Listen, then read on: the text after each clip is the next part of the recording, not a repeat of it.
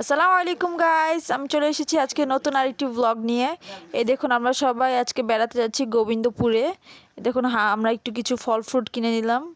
তারপরে এই ফল ফ্রুট কেনার পরে আবার একটু অটোতে উঠে চলে গেলাম। এখানে হামজা চিপস খাচ্ছে, আর দেখুন রুহানে কিভাবে ঢেপ ঢেপ করে তাকায় রয়েছে। এই যে এখন আমরা চলে আসছি গোবিন্দপুরের কাছাকাছি।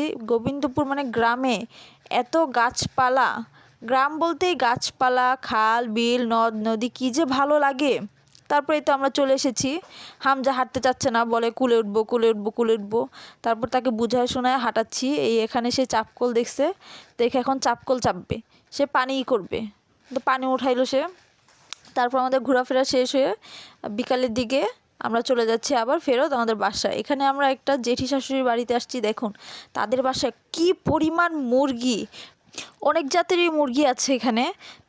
টার্কি মুরগি, তারপর দেশি মুরগি, টাইগার মুরগি, এগুলো দেখাশোনা করে একটু খেলা টেলা করার পরে তারপরে যে আমরা চলে আসতেছি বাসার উদ্দেশ্যে। আমরা প্রথমে একটু অটো নিলাম, অটোতে করে তারপরে বাস স্ট্যান্ড থেকে আবার বাসে করে চলে আসলাম। এই তো দেখুন আকাশটা কি সুন্দর লাগতেছে সন্ধ্যার টাইমে।